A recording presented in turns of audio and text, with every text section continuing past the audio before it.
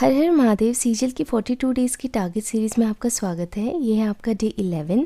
Maths में arithmetic में हम टाइम, स्पीड एंड डिस्टेंस कर रहे हैं। 3 दिन तक आपका ये चैप्टर चलने वाला है। बहुत ज़्यादा इंपॉर्टेंट है। इंपॉर्टेंट क्वेश्चन इसमें जो भी चैप्टर में है वो हम करेंगे। E1 पर भूतेश सर की क्लास है 2 घंटे 50 मिनट की। उसको ध्यान से कर लेना, पूरा चैप्टर आपका कंप्लीट हो जाएगा।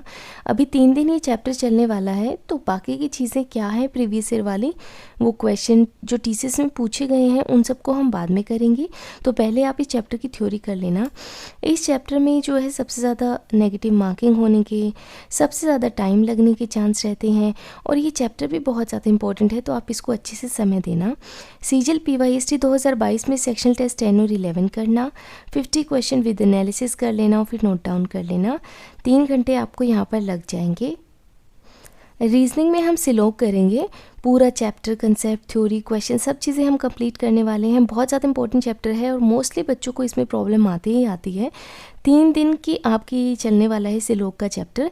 इंपॉर्टेंट चैप्टर है, पीयूष सर के साथ में हम करेंगे। तो इसमें 0 से लेके एडवांस तक जो भी चीज़ें आपको समझनी चाहिए, इस चैप्टर में जो चीज़ें होनी चाहिए वो सब इस क्लास में कंप्लीट है।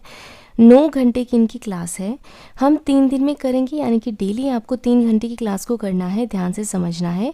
आज आपका डे 1 है, तो आप 3 घंटे की क्लास कर लेना। सीजल PYST 2022 पे सेक्शनल टेस्ट 17 और 18 देना। पहले एक पेपर देना, फिर एनालिसिस करना, ताकि आपको अगले पेपर में इम्प्रूवमेंट का स्कोप रहे। फिर आपको दूसरा पेपर देना है। मान लीजिए क्वेश्चन कंसेप्ट थोड़ा रिपीटेटिव आ जाता है, जो कि होता है एग्ज़ाम में, और 17 में जो पूछा गया वो 18 में पूछ ले जाए, लेकिन आपने एनालिसिस नहीं किया, यहाँ भी वो क्वेश्चन गलत किया और यहाँ भी वो क्वेश्चन आपसे गलत हो गया। तो अब आप देखिए आपने सीखा क्या है।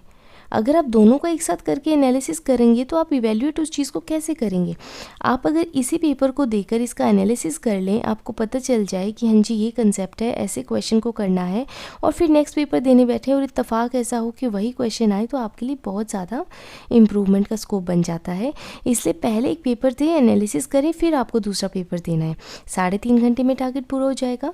इंग्लिश में वोकैब में तो हमने टारगेट फिक्स ही कर दिया था डे 1 में, तो वही आपको करना है। डे 1 वाला टारगेट आप कंप्लीट कर लेना। वोकैब में आपका टारगेट वो हो जाएगा। ग्रामर में हम नरेशन करेंगे।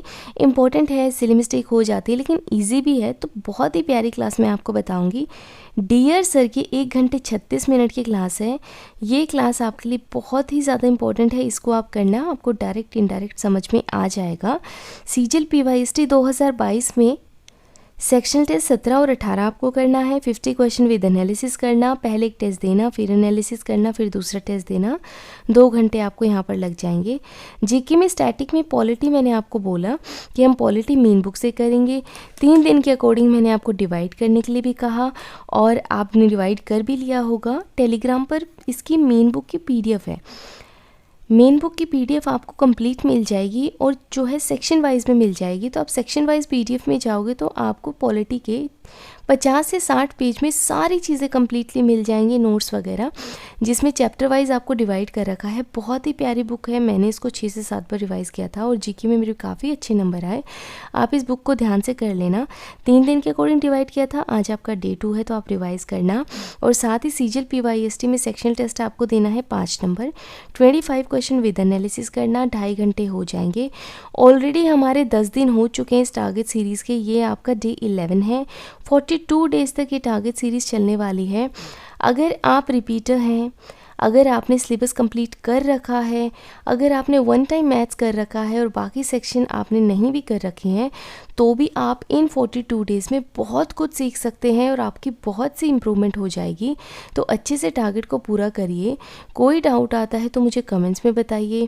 अपना ध्यान रखिए और अच्छे से पढ़ते रहिए। हर हर महादेव।